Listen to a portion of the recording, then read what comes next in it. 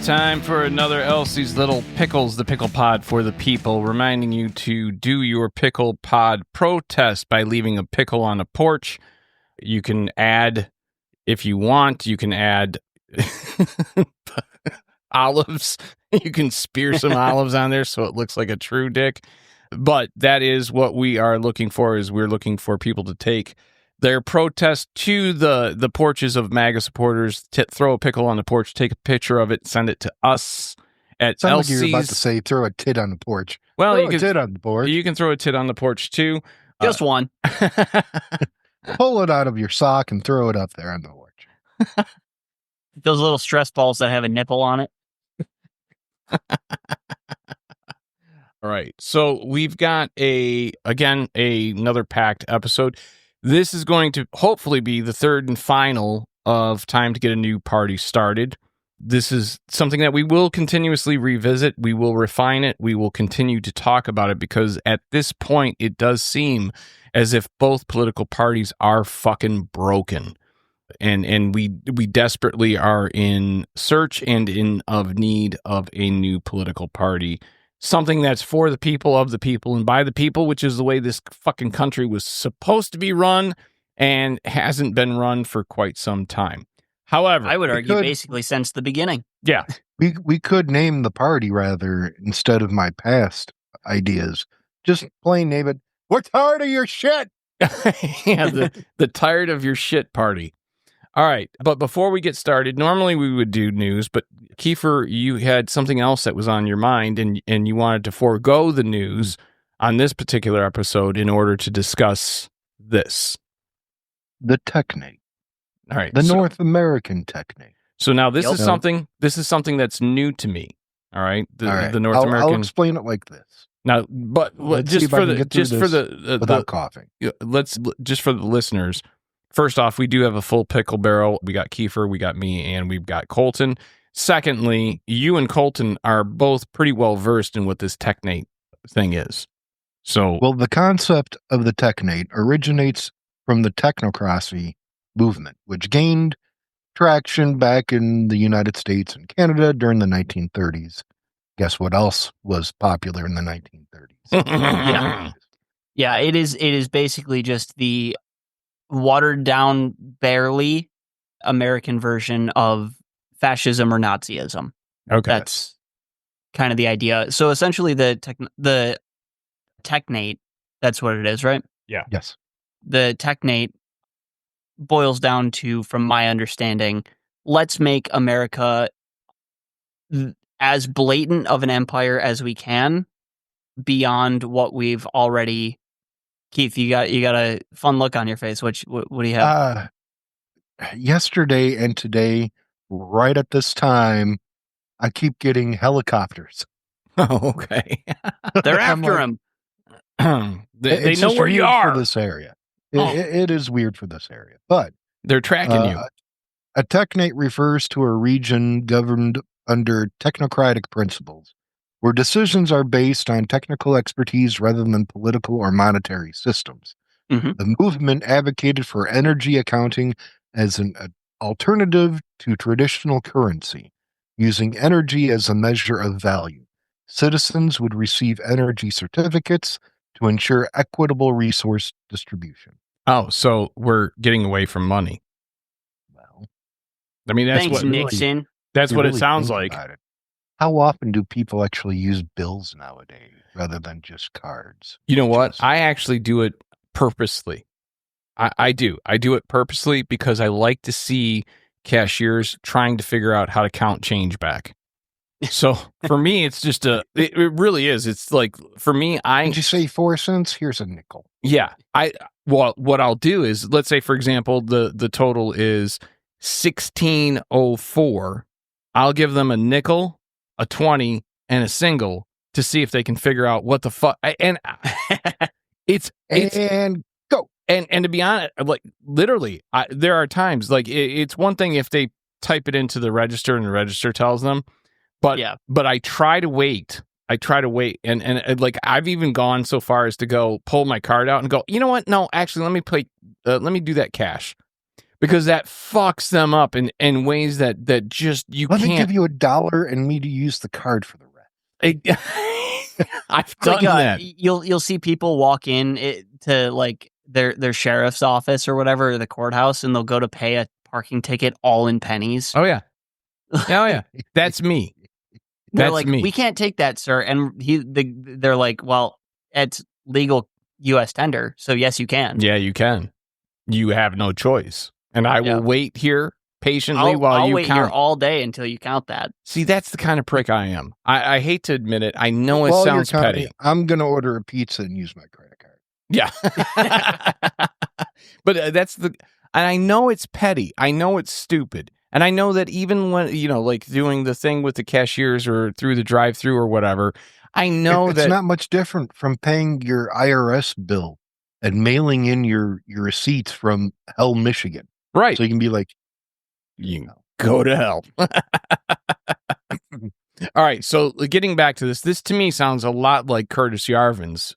Yeah, it's very similar. To me, it's basically like the overarching vision of what Curtis Yarvin wants to do. So Curtis Yarvin's philosophy is essentially the idea of like, okay, we're going to make little fiefdoms, little serfdoms. Yeah, it gets to the heart of every business is in and of itself its own autocracy, or for not necessarily its own country, but its own state at least. Yeah, so essentially it's like, okay, what if we did monarchy, but instead of God-ordained kings, we had money-ordained kings? Mm-hmm. And this technate is essentially extending that concept across the continent and a little farther, which to me sounds a lot like an empire. Well, it is. That's why it sounds that way. We already have had the American Empire for a while with like Guam and Puerto Rico and Virgin Islands and all of this. We've already had kind of an empire, but now we're really just leaning into like, no, we're trying to revive the Roman shit. Well, here's what bothers me. And I seem to remember that didn't work out too well. Yeah. So, and that gets to the point of what bothers me about this whole idea. There's this, I hate to say this, but not to sound old-fashioned, 1776 old-fashioned, but the idea of a republic. You grabbing your musket? Yeah. The idea of a republic. 3 rapscallions break into my house at midnight. I put on my powdered wig and my pantaloons and grabbed my preloaded scattershot blunderbuss. I put a 1/4-inch hole through the first one, and he's dead instantly. You created that whole scenario and used the right words for everything, including blunderbuss, with no forethought whatsoever. I'm sorry. I didn't buy it for a second because I didn't hear any these or thys. I'm out. I unsheathed mine sword. Ashley's at the top of the stairs with the stair-mounted cannon.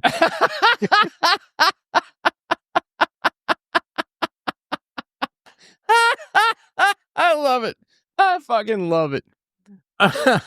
So, I like I said, at the risk of sounding 1776 old-fashioned, Speaking of small cannons, there's a guy somewhere in the area that every morning at 6 a.m. he fires a cannon. Get the fuck out.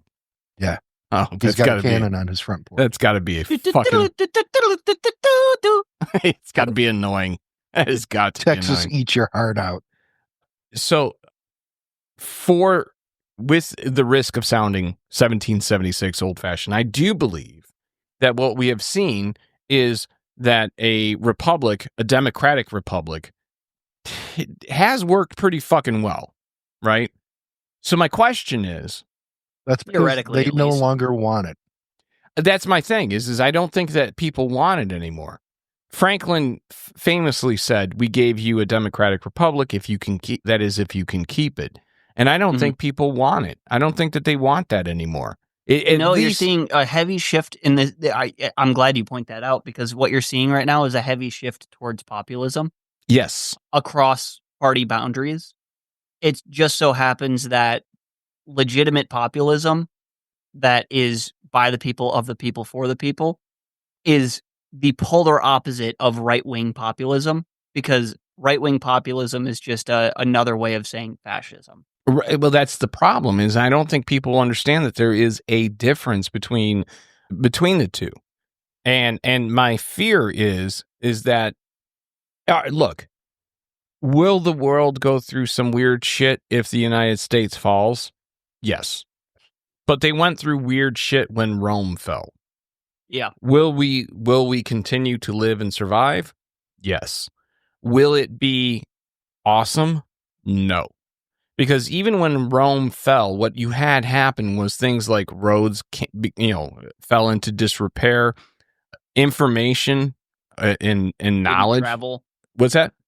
Information and knowledge didn't travel. Correct. The way it was. And you also lost a lot of what would be considered nowadays as the elite education, right? Yeah, So- and one thing I do just want to point out with the comparison to Rome is, in this we're kind of talking about the Western Roman Empire, because by the time you had any of Rome fall, it had already gone through the schism between East Rome and West Rome, Mhm. right? Mhm. So West Rome obviously is the traditional, like from Rome, the city, with the power of the Vatican rising at that point Yeah. behind it. Eastern Rome was the Eastern Orthodox, centered in Byzantium, and they had more of a sphere of influence, kind of like America has a sphere of influence. Mhm. Eastern Rome had a sphere of influence over the Middle East and Asia, and Western Rome had the sphere of influence of Europe and North Africa. That's a very good So- point to make. When Western Rome fell, Eastern Rome survived, and they continued on for another 1,000 years. Yes. Yeah, I think that that's something that does get lost on most people who are only casually interested in history. But let's focus on this as if it's the Western fall. Okay. Yeah, let's call the U.S. in this metaphor Western Rome, Right. and Europe and China are Eastern Rome. Rome. So what people don't seem to take into consideration, I think, is the fact that this system of a democratic republic has served at least the United States very, very well for 248 years. And Which is about the clock on any empire. yeah, that's the 250 problem. years. And the fact of the matter is that when you have Nero, Mhm. I mean, like, I'm sorry, but you can make the comparison. I don't like making the comparison between Trump and Hitler, though there are so many opportunities to do so. I don't like that. It's kind of hard when, that Venn diagram, there's about a millimeter on either side where it's not matching up. Exactly. So it is difficult to not make that comparison. The reason I don't like to make that comparison is because I think it's an overused trope at this point, and I think that it is lost on people. I don't think people are actually, like, they hear that and they go, yeah, whatever. Okay. I think it's been overused. I mean, this is something, the comparison to Hitler, I Hitler remember. got the same thing with Napoleon, though, let's point out. And they had a lot in common. Hitler got compared to Napoleon just as much as Trump is compared to Hitler. No, and I agree with you on that. But here's the reason why I'm trying to reframe it in a different historical perspective. Okay, I remember the very first time I saw the comparison to Hitler, and it was George W. Bush, and I was in San Francisco at the time, and I was at Pier 39, which is very touristy. And I was amazed that you could walk into a store and you could buy magnets and buttons and pins and all this stuff that had George W. Bush with a Hitler mustache. And even though I had no love for George W. Bush at that time because I disagreed with his politics, his policy, and pretty much everything except the fact that he seemed like a guy I would actually want to have a beer with, I found it very, very disrespectful. And since then, the Hitler comparison comes up over and over and over again, no matter who the politician is, no matter who the party is, right? Now, granted, with Which, all to be of fair, Sorry, I just want to No, point go out, ahead. to be fair, I think it is a more apt comparison to put Trump next to Mussolini or Franco from Spain. You're rather than probably right. I would say Because Mussolini. while there are elements of Nazi ideology that have permeated MAGA and specifically Trump, there are elements of that. But I think it is a more apt comparison because to me, the distinction between fascism and Nazism comes down to 'cause it's The very similar. uniform. Well, yeah, was it designed by Prada or Hugo Boss? Hugo Boss. So, to me, the reason why that's a little more apt of a comparison is because while Trump is a virulent racist, it's kind of difficult to pin him down on the Nazi version of fascism, which is holding the race nation at the highest priority. Whereas with fascism, it's simply the nation. It's the Italians. It's the Spanish. Right. It's not the in Nazism, it's the Aryan white non-Jewish German. Well, I think that's the distinction for me. I think part of the reason why I want to go back to the fall of Rome is because the United States has been often referred to as the second uprising of Rome, A. Mhm. B, I like the idea of comparing Trump to Nero. I think the difference is that while Nero fiddled as Rome burned, Trump will be golfing as the United States burns. So I think that there is, aside from the musical instrument, the idea of the distraction or the lack of care for what's happening around him. Yeah. Because, he's more... What does it matter to me? I have my pretty golf club. Yeah, he's so self-absorbed that I find it difficult to believe that there's any reason to think that he's anything other than a modern-day version of Nero. But with all that being said, this is supposed to go from what? You said Canada? Greenland down. Down to Greenland, Colombia. Canada, U.S., Mexico, Caribbean. And essentially what the idea is that we're going to take technology and use that technology to make decisions on everything? Question mark? Question mark. Is that... I'm not really convinced that they're going to use technology to do this, but rather No, it'll be magnets. It'll be a facade of technology, like with Palantir and with... I'm sure Elon is working on some kind of like cybersecurity or surveillance type deal.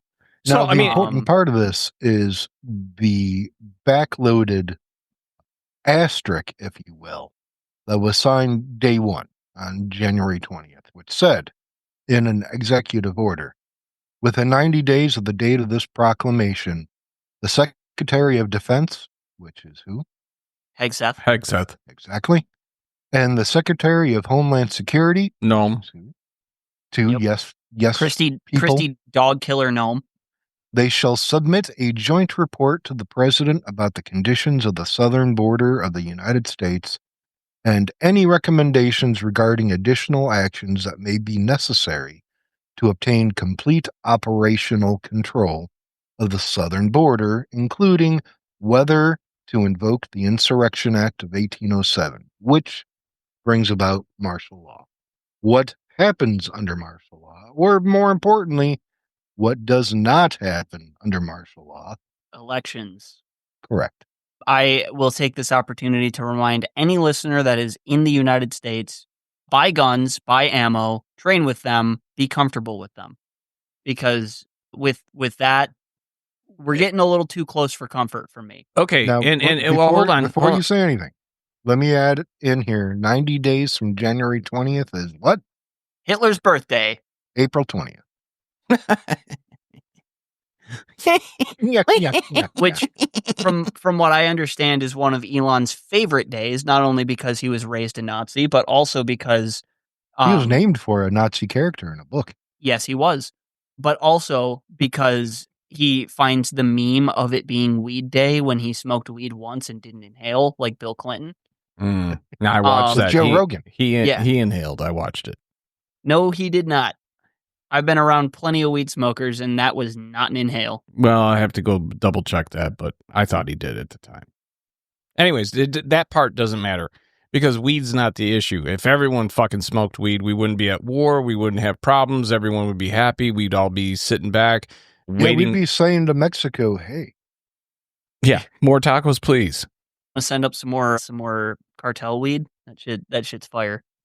All right. So I guess to me, again, I look at this as an opportunity to compare Trump in a way that goes historically back further than Hitler, Mussolini, Napoleon. Mhm. But what I'm hearing from you guys when it comes to this, it sounds to me like like you guys are talking, we're not too far off from that kind of like social credit system that they run in China. Which I'm not even fully convinced is a real thing. I'm pretty sure that's just propaganda. But I've actually heard from multiple, I mean, like when I say multiple, I don't know if it's true or not, but I don't know. Okay. I don't know if whether it's real or it isn't. With AI and with Peter Thiel's Palantir and with all of these like tech bro Silicon Valley security things, we are headed towards an American social credit system, the likes of which China would blush at, not to mention the fact that nowhere else in the world has a credit system quite as nefarious as the US. So, like, we already have a normal credit system that is horrible. Mm-hmm.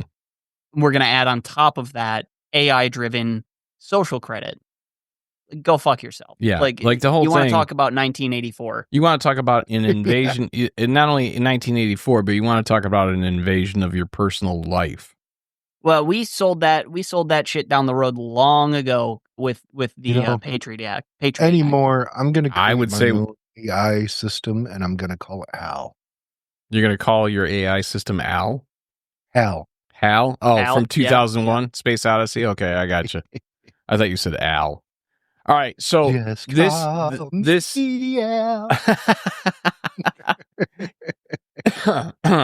those of you who don't know, that is a Paul Simon reference. All right, so this again seems like a prompt, if you will, for a new party. Yeah. I would hope so. And as we've discussed on 2 previous episodes of on this particular topic, what does that look like? Just to bring in more 80s. I want a new drug.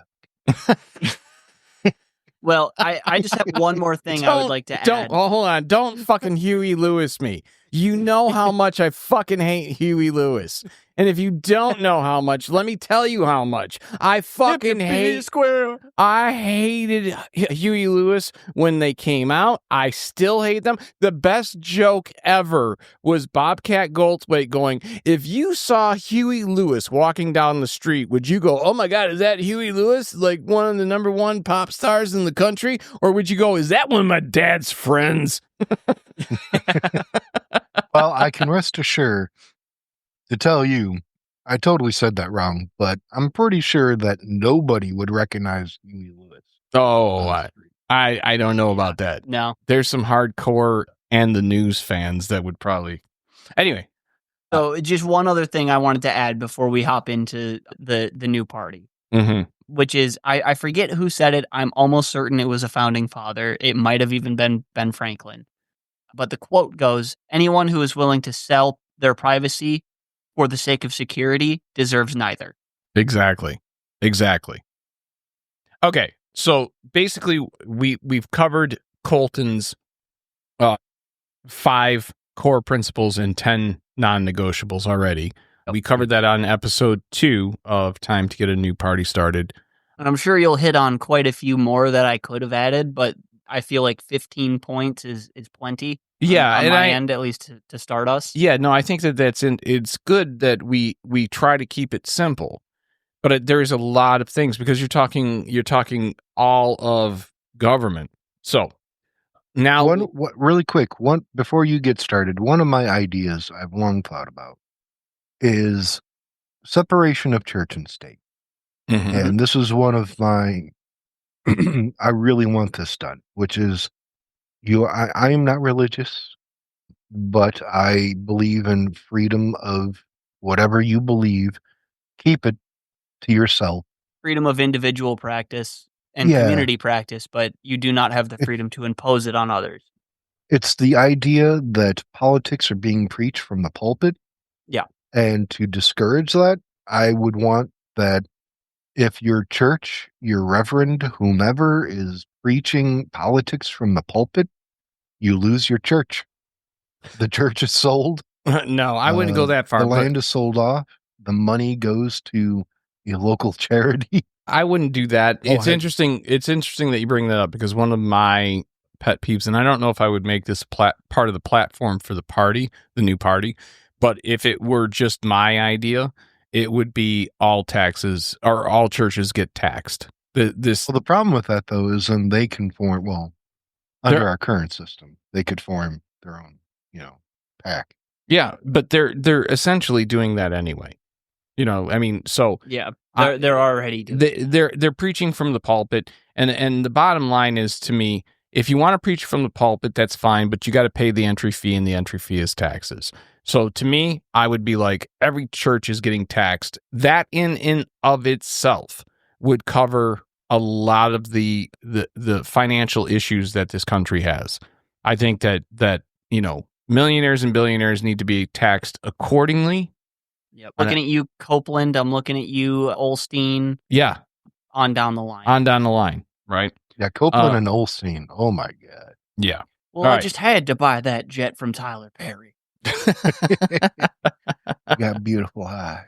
All right, so let's get into this now. This is the third. Have you seen him say that? Yes, I have. What did he say? Yeah, beautiful eyes. He's getting interviewed about buying the jet from Tyler Perry because he said that there were demons on public commercial jets, and he tries to divert by telling the reporter, "You have beautiful eyes." Well, yeah, it was so creepy. Looking with his soulless demon eyes at her. Yeah, absolutely. COVID-19. I'll throw you away. Yeah. All right. So let's get into this now. These are my. You guys keep fucking derailing this train. We're doing our best, okay? I just zipped up my zipper. I just realized my zipper was undone. Oh, well, that's important to a political conversation. Thanks for sharing. I couldn't help it. She had beautiful eyes. One could argue that America's entire government's zipper is down right now. Yeah, we are. We're definitely. Well, let's put it this way: in Trump golf terms, we're hanging hog. No, we're playing dick out. You know what dick out is, right? No. You guys never played dick out golf? No, I've never played golf, and I have no desire to. Okay, dick out golf is if you are when you go to tee off, if you don't make it past the women's tee, you got to play the rest of that hole with your dick out. That's a little suspect. And I'm going to tell you something. Being 11 years old and my first job was as a caddy. Yeah, it was a little disturbing. It was a lot of gray pubes. Well, all right. So my take. We're going to play floss out. What? My take on what we need in government, first and foremost, ranked choice voting to empower voter choice. Now, Colton, I believe that was one of your. We agree on that. Open primaries for fair candidate selection. I think we agree on that. Yeah, for me, I spun it more in the sense of all candidates deserve equal airtime on all major media. Yeah, but I think you can do that, though. You can do that if you have a circumstance where it is publicly funded, first and foremost, so everyone's on fair ground. And secondly, if you're going to commit to whether it's a 3-month run or a 6-month run, I don't think that they need to be running for more than 6 months. I really don't. I would argue you get a quarter. Personally, yeah, that's what every other developed country does. I think so too. I think 3 months is you get a quarter, sometimes even less. I think Germany you get like 2 months of running. I think you need 3 months. I think you need 3 months of hardcore, retail political involvement. I do think that you need 3 months, and that may be just a touch short of what you actually need in this country, but I don't think it needs to be more than 6 months. All right. The whole infinite campaign, that's ridiculous. When you have, Trump was running for fucking 4 years. Yeah. That's Not ridiculous. to mention, he was basically campaigning his entire presidency, his first presidency. Exactly. Like, And enough. the whole lead up to the first presidency. So we really got like probably 7 years of him running Continuously. And I get it because it just fills the coffers of his campaign, but enough is enough. I think everyone's tired, even those who are, diehards. I mean, like, it's kind of like you go and you see a concert, and that concert comes back to town within the year. And it's the same concert. It's the same playlist. I'll do you one better. How long can you be a deadhead and actually enjoy it? Well, I think I like the Grateful Dead. I know it's not everyone's cup of tea, but how long could you like travel honestly, with the Dead? like if that was your only thing, was I'm just going to travel and follow the Dead. Yeah. All right. Term limits for Congress to reduce career politicians. We already agreed on that. Mhm. Balanced budget requirements to avoid chronic deficit. I think we can all agree on that. I think that the reason there's not a balanced budget is because you don't have bipartisanship working the way it's supposed to. Well, it's that, and it's also the American brain rot of we have to give 60 cents of every dollar in taxes to the military. Yeah. Like that's part of it too. Like, Yeah, and I it's too agree with much. you in the sense of if you're not running a balanced budget, then you're not running an effective budget. But to me, you can balance the budget simply by shifting. You don't even have to like worry about necessarily changing anything other than reducing military spending. Well, I think that if you reduce military spending and so let's say just And for we'll the still sake be number one. just for keeping it simple, okay? Let's say Mhm. the entire, and this is not a correct number, but let's say the entire budget for a year for the United States was $1 trillion, okay? Yeah. You don't have to change that's the budget. But what you can do is you can change how that budget is being applied. And in turn, reallocate funds. by reallocating those funds, you can actually create a situation where those dollars are returning more than they're taking. So the military budget's always going to take money, but they're not returning money. That's not their job. The military. It's not. The Pentagon's job is to siphon taxpayer dollars into the military-industrial complex. Okay, but if you take another agency like NASA, and you look at every dollar spent actually returned profit of $7, I believe it is, because of the innovations in the science and the technology and all that. Yeah, because that actually does trickle down. It does. Eat your heart out, Reagan. Yeah, that's the type of system that I'm talking about. Like, we need to look at what is actually bringing money back into the system. So as an example, even with education, every dollar spent gives us like $4 back or $5 back. I forget what the number was.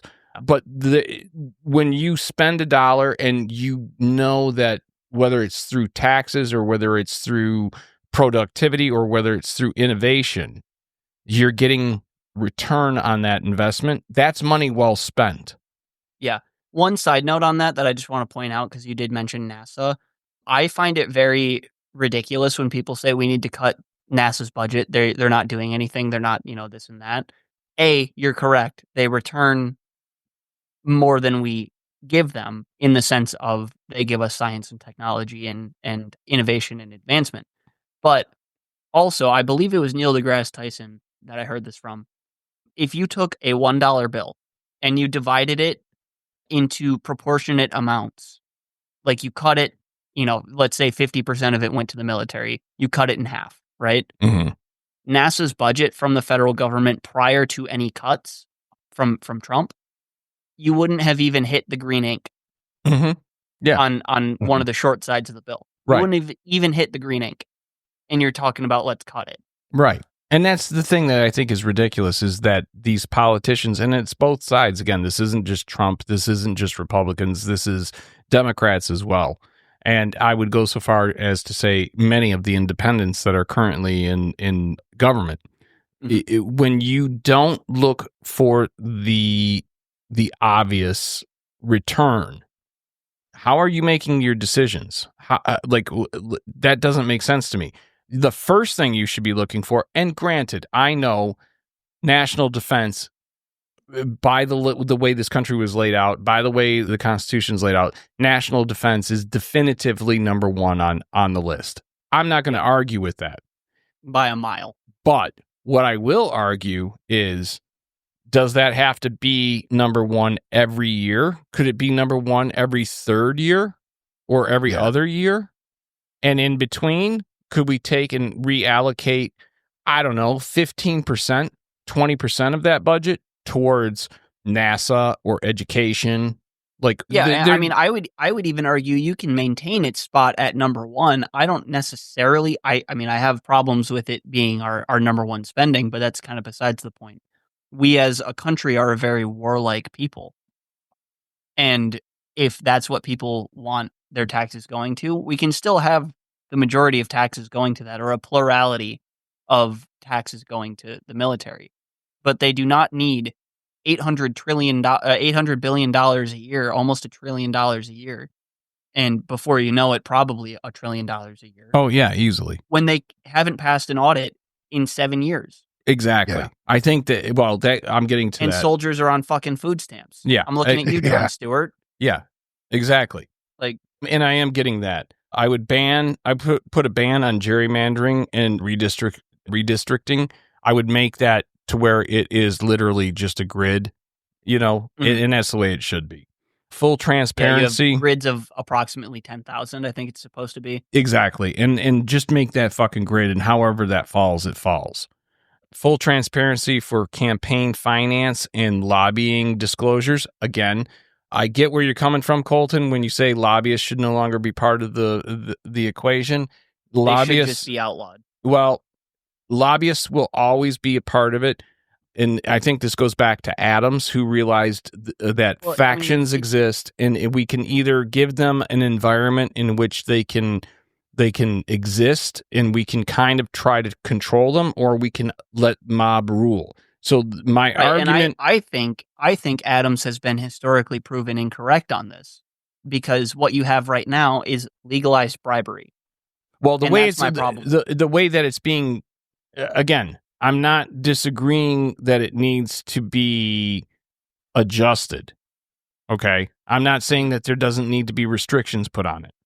What I am saying is that the idea of the factions will always exist, and it matters in this sense. You need to have some sort of way for those factions to express themselves. Does that necessarily have to be through lobbyists and lobbying? Maybe, maybe not. I'm not quite sure on that. A faction is just a political party. Well, no, that's what a faction is. Well, a faction has nothing to do with spending money to influence an election. No, I agree with you on that. The vote of a member of Congress. The way that Adams used the word faction, though, was historically different. So when he spoke of factions, he was speaking of pockets of people that were in alignment in their thinking and demanded the government listen. So that again, that's a political party that has nothing to do with lobbying. Well, but I agree to disagree on that one. So when we get into like economy and innovation, support small business and entrepreneurship through deregulation where appropriate. Tax simplification. I definitely think that we need to have taxes simplified. There should be no reason that I have to spend $600 to have my taxes done, because I have to hire somebody that can track every fucking loophole that's available to me, so that I'm not that I'm trying to take advantage. And it's not even trying to take advantage. It's like, okay, well, look, if this is a law and that particular law gives me a loophole where I'm not responsible for that, why am I going to give you more than I have to give you? But I have to hire this motherfucker.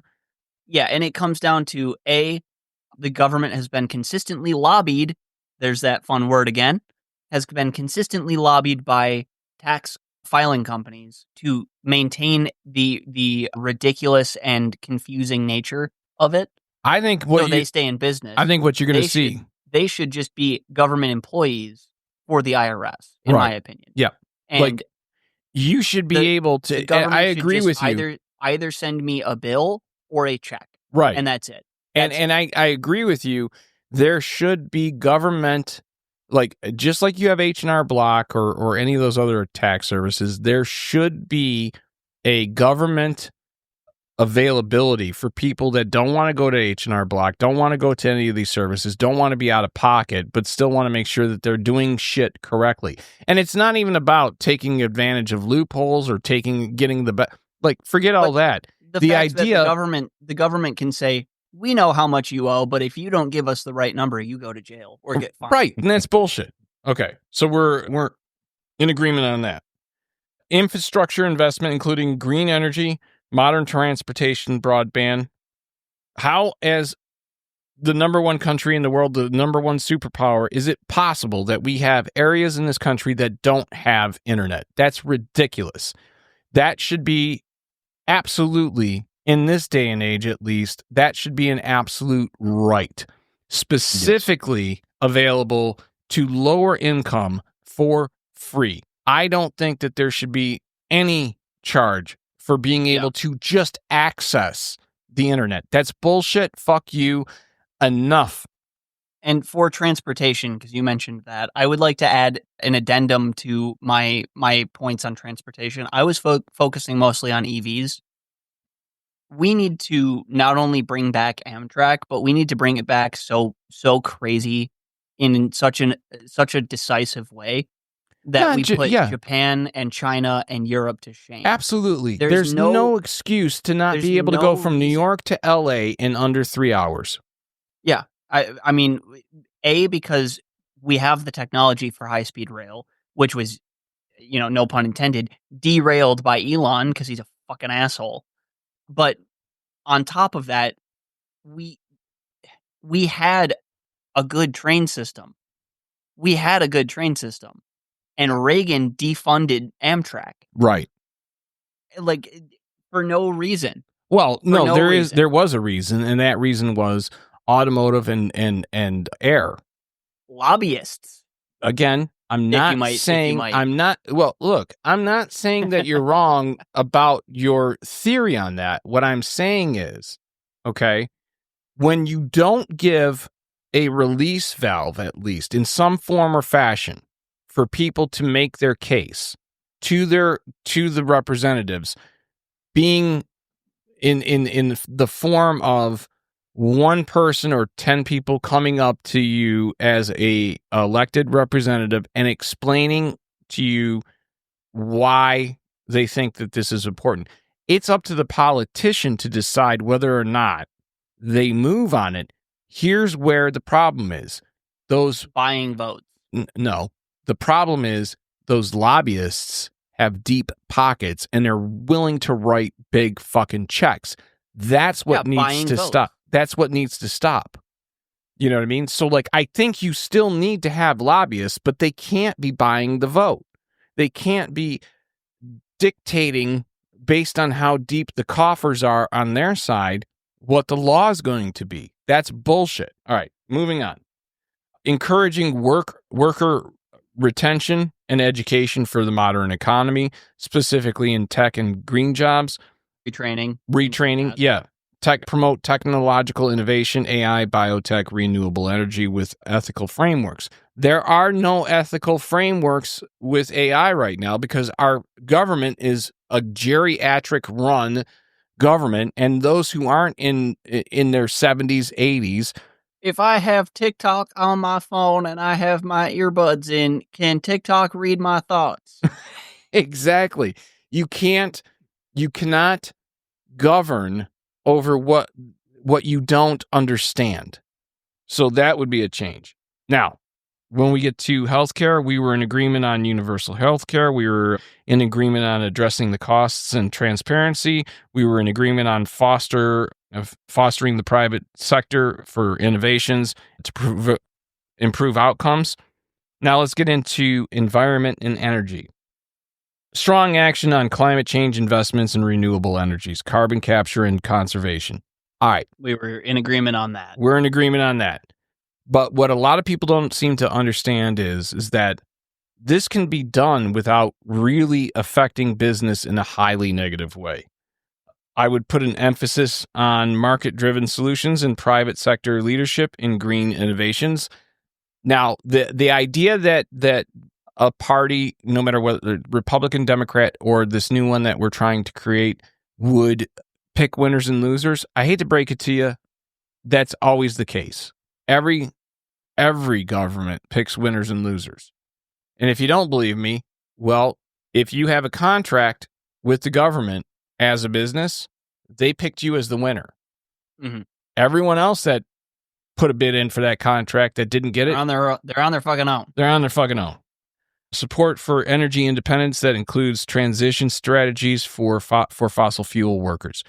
I honestly believe, let's put it this way. I find it difficult to believe that somebody that works in a coal mine wouldn't, under any circumstance, would not prefer to not have black lung.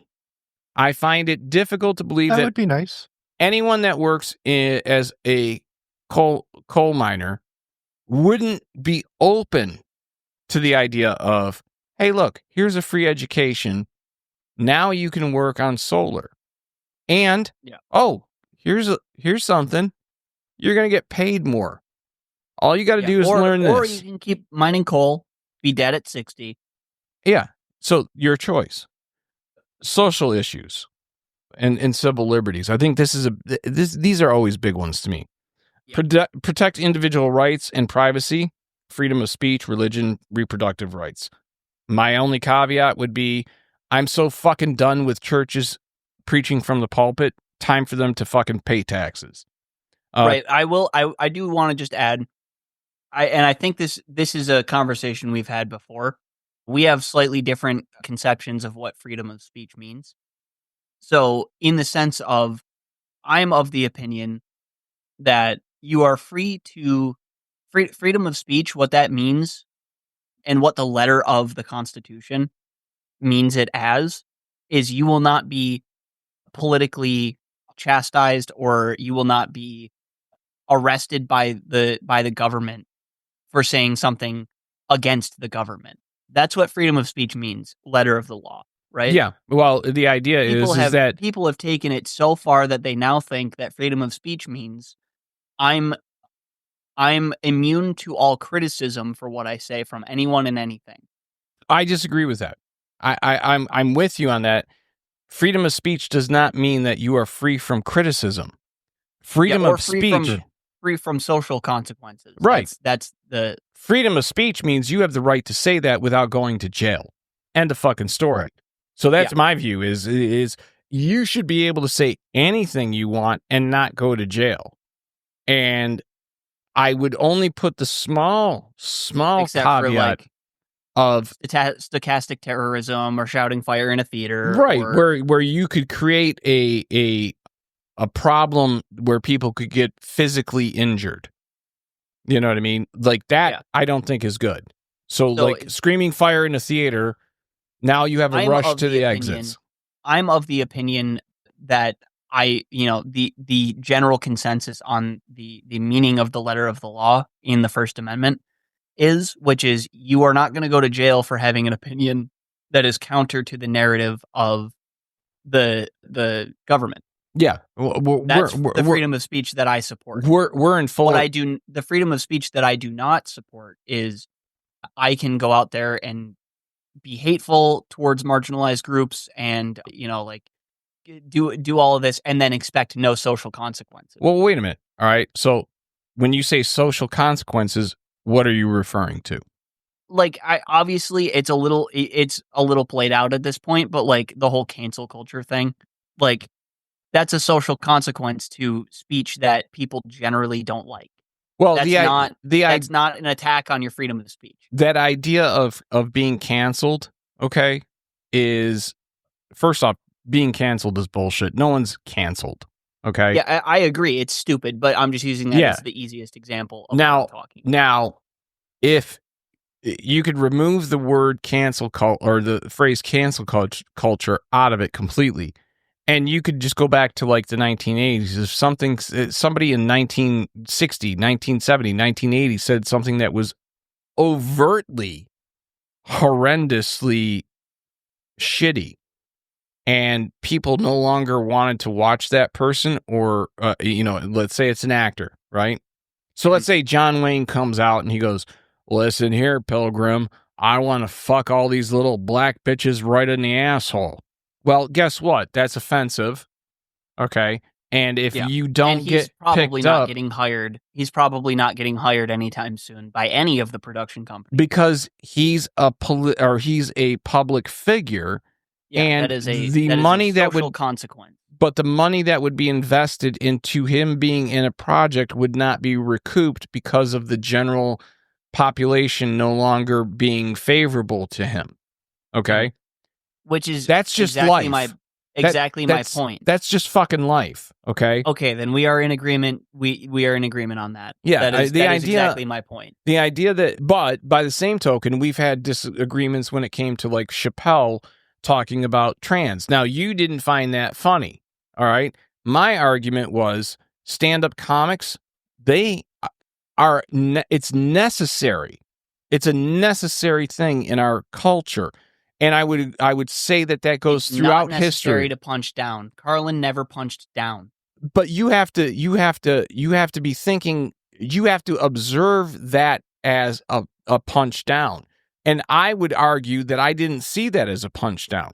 Right? Now, we won't get into the discussion on it, but my point being, the comedian definitively, out of anyone and this isn't just because I was a comic for 30 years, this is because I believe that the fool, the jester, the comedian, the stand-up has had a place in history that has been carved out with a lot of blood, a lot of sweat, and a lot of tears to cement themselves as a necessary part of our society. And sometimes you have to hear things that you disagree with, or you don't like, or don't think are funny, or you think is punching down, in an effort to elevate the conversation to the next level. And say what you will, but all of the blowback that Chappelle got on that elevated the trans conversation across the United States, because people were having conversations about those bits. So whether you liked the bit, thought the bit was funny, thought the bit was tasteless, thought it was punching down, whatever the fuck you thought, what it did was immensely valuable. It created a conversation. My point being, hiding behind, oh, it was just a joke, bro, is the most pathetic way of getting away with being racist, sexist, misogynist, on down the line. Okay. And I would agree with you. That's my point. I would agree with you if it was the parts guy at the water cooler with you at a job. But when it's somebody who has invested their entire life and made a career and have spent countless hours refining their craft and their art, no, I don't agree that it's just a joke, bro. I don't agree with that at all. Moving on. Criminal justice reform, focusing on ending mass incarcerations for nonviolent offenses and promoting rehabilitation. I think that we have gotten to a point where the U.S. is 2% of the population and 25% of the prison population of the world. And recidivism is high. Because we have no programs for people to improve themselves inside or outside. Exactly. So who's going to hire the felon? It's on every job application. Are you a convicted felon? Ban the box. Ban the box. Ban that fucking box. All right. Immigration. Comprehensive immigration reform, secure borders with pathways to legal status for undocumented individuals who contribute to society. Let me refine that a little bit and say this. We are a country of immigrants, and the sooner that the people who live in this country legally understand that at some point in their history, there was somebody that was not from here that came here, and that's why you're here, okay? this idea of Trump getting rid of birthright citizenship, go fuck yourself. That is ridiculous. I hope that the Supreme Court, when that comes up, realizes that they need to stick with existing law and tell him that that's a step too far. Well, that just reminds me of really early on in these fascist ICE raids.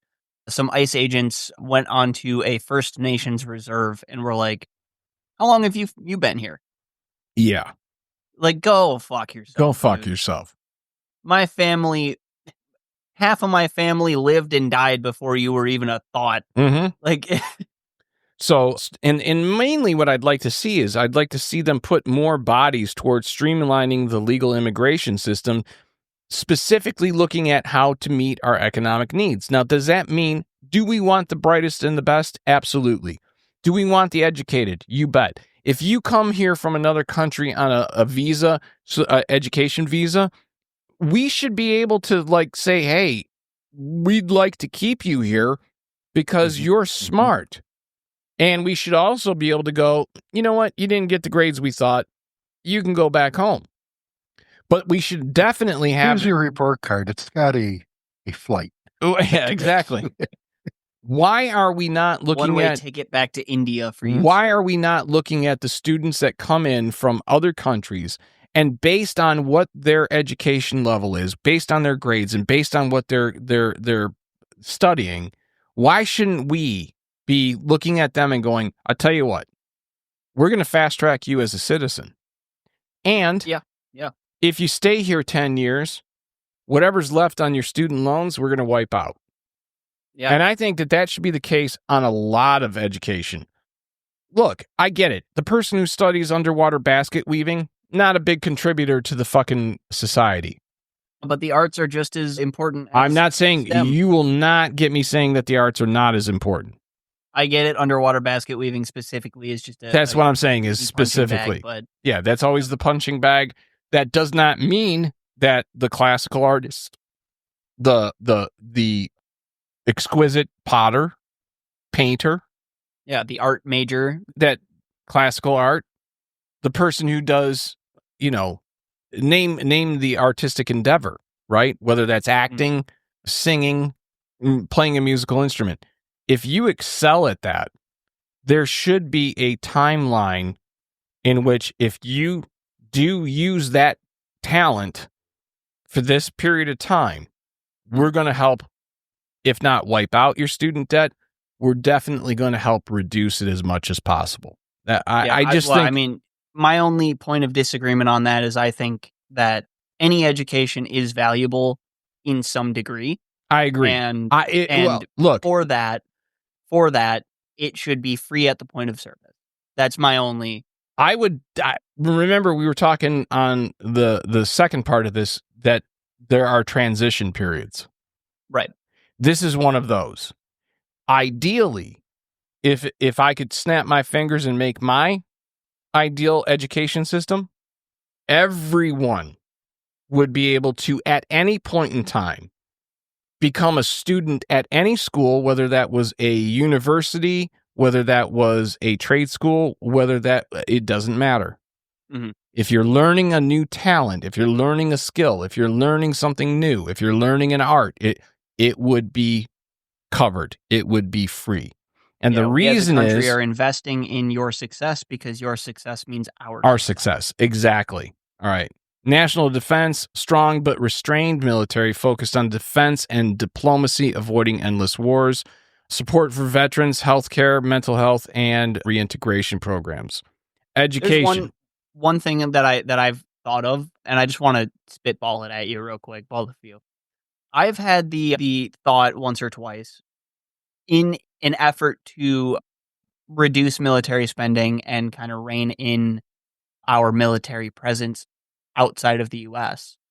What if every country that has a U.S. military base has a democratic election, regardless of whatever regime is in place, whatever administration or regime is in place, that is solely yay or nay, are we welcome here? If we are welcome, we'll stay. If we are not, we will leave. I don't think that works. unfortunately. I get your intent with that. I think it's a very, very... Again, just spitballing here. I think it's a good intention, but that won't work in practical application. Yeah. You know what I mean? Because sometimes we're there to make sure that they're not fucking around. Yeah. You know what I mean? And there's an aspect of that could be considered But do we have tampering. the right? Okay, that's fair. But do we have the right to be the world police? Because I I would Yes, argue because we we're do part not. of NATO. Well, I would argue we do not. I would argue that I don't like being the world police, and I wish it wasn't up to us. But if it's not up to us, then who steps up? Because somebody will be the world police. So it becomes... Would you rather it Russia or China? Yeah, exactly. So there's that balance of not wanting, and I think that that's actually a good place to be in. All right. Mhm. I would hope that our elected officials, and I don't just mean president or party, I mean like as a whole, all of our political representatives Mhm. would be of the opinion that we don't want that job, but we understand that we have to do that job. Just like I would hope that most of our political, specifically presidential candidates, would be like, look, this isn't a job I want, but I think I can bring something to it to make things better. Well, it's the whole Plato. The best ruler is the one who wants least to be a leader.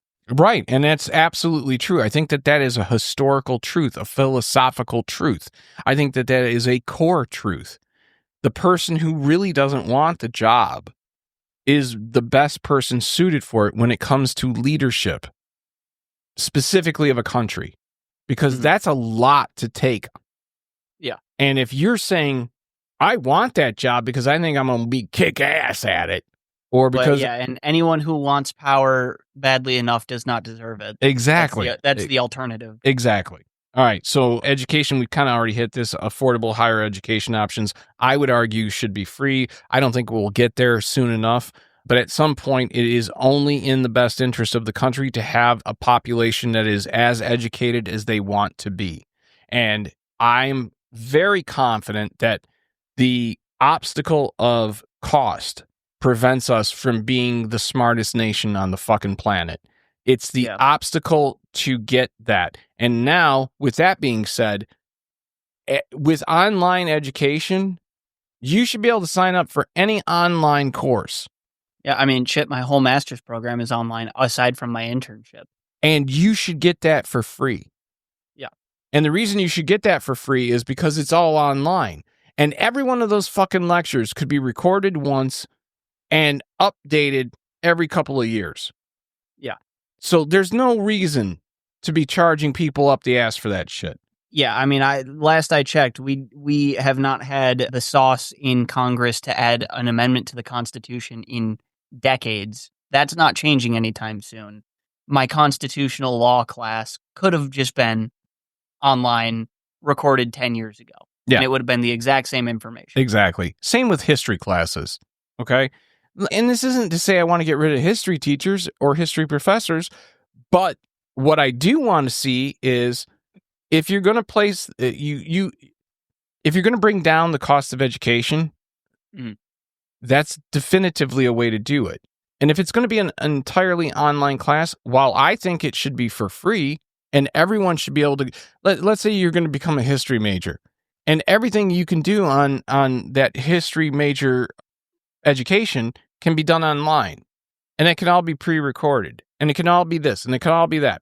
Really, at the end of the day, even when it comes to testing, you could have AI checking all the test results. You could have literally probably 20 classes going online for free. It wouldn't cost the education, but even if you charge $300, $400, right? Yeah, that's a lot better than a month. That's a lot better to like $300 to take a class. I'm game for that. I'm willing to pay that. You know what I mean? Like you can work at McDonald's and you can get your history. You can get a master's degree as a history professor. Yeah. For $300 a class per semester. Yeah, like you could pay that. You could work your way through that. All right. Organizational values, fact-based policymaking, relying on data and expert analysis, civil engagement, encouraging more participation in democracy. Examples would be like voting rights, education. Cultural respect, foster civil discourse, and reject extremism on all sides. Youth and future-oriented, focus on the long-term solutions, not just the election cycle. That's the biggest fucking problem. Everyone's focused on the election cycle. Everyone's focused on the next election. Everyone's focused on, they're not just focused on 2020. There's hardly any political engagement or involvement between cycles. Right. We focus just on 2026. We focus on 2028. We focus on 2030. But what happens in between? What the fuck is going on in between? You know what I mean? Like, let's focus on the in between a little bit. And that's really what it boils down to me. You know what I mean? I actually got through all that a lot quicker than I thought I would. But that's what it boils down to me is that these are common sense ideas. And even when you're talking about spending that maybe people feel uncomfortable with, like making education for free, I get that there will be people that go, "Oh, I had to pay for my education." Okay, well, it's a different day. Yeah, it's a different time. I fucking hate that argument because it's like, okay, yeah. And didn't you think it sucked too when you had to pay it? And not only did you think it sucked that you had to pay for it, wouldn't you want it to be better for your children? Wouldn't you want it to be better for your nieces and nephews or anyone younger than you? That argument is the same as saying, well, I had to ride horses in the winter to get where I wanted to go. And now this automobile comes around and it's enclosed and it has heat. That's not good. I had to walk uphill both ways 500 miles and 500 more just to get to school. Yeah. And you're riding your fancy pants bus? Like, shut the fuck up, dude. Exactly. And this is my point is that progress does not have to be restrained by the bullshit previous generations went through to get to the same place. Okay? Back in the day, you had to learn how to type on a typewriter. Well, guess what? It's a lot easier to learn how to type on a keyboard, a modern keyboard. Should you be mad? Yeah. And should you be like going, if you're not using a typewriter, you're cheating. Yeah, like your mad things are getting better. Exactly. Like, what the fuck is wrong with you? Exactly. So that's kind of where I'm putting it. And what I'd like to do at this point, and I don't know if I'm going to be able to do it before the next pod that we do or when, but what I'd like to do is try to take all of this that we've compiled and put together a political pitch speech. And this is something that as I write it, I'm going to run it by both of you. And then at some point, which speaking of which, Kiefer, you've been pretty quiet over the course of these points. Do you have any thoughts on any of them? No, I've pretty much agreed. I've tried not to talk honestly because I feel like I'm going to cough. Okay. Okay. So it's the fear of a coughing fit. Yeah. It's the fear of a coughing fit. All right. I'll leave you alone on it. Then when your nephew's like, all right, I'll stop picking on you. So that's what I'd like to do is I'd like to create a political pitch speech. And the reason I want to do this is not because I want to run for office, although if there was enough support for me, I would contemplate it. But mainly because I think what we're talking about is common sense and something that everyone can agree on. I think that even if you disagree on certain small details, like some people, like we can nitpick on certain things. Exactly. Even just between the three of us, between the two of us, we can nitpick on. But if we approach this from a point of view of going, look, nationally for the United States. Yeah, let's all approach this in good faith and find good faith solutions. And let's work together. Let's lock arms with our Republican brothers and sisters. I'm sick of the division. And that's my point. This division is fucking ridiculous. I'm sick of the division. We are all supposed to be Americans first. Yeah, but at the same time, I can never, ever support any Republican that has supported Trump. I get that. I get that. But you have to be able to go when that person and it doesn't have to be a Republican. There's Democrats that voted for Trump. Okay. So when you have that I'm looking person, at you, Schumer. yeah. When you have people who made a decision. I don't support Schumer, but I do support Romney. There you go. There you go. But when you have people who have made a decision, all right, and I'll give you an example. The namesake of this show, Elsie's Little Pickles. Elsie, our mom, your grandmother. Mm-hmm. Our father voted for Nixon. Who art in heaven. Our father, who is your grandfather, voted for Nixon, as did our uncle, Joe. Those two motherfuckers never heard the end of it. They never heard the end of it. Yeah. I remember Clinton being elected and our mom turning to our dad and giving him shit for ever voting for Nixon. Okay? I don't think that that's appropriate. Okay? Like there's got to be a limit on the time that people get punished for making a mistake. I miss the old days.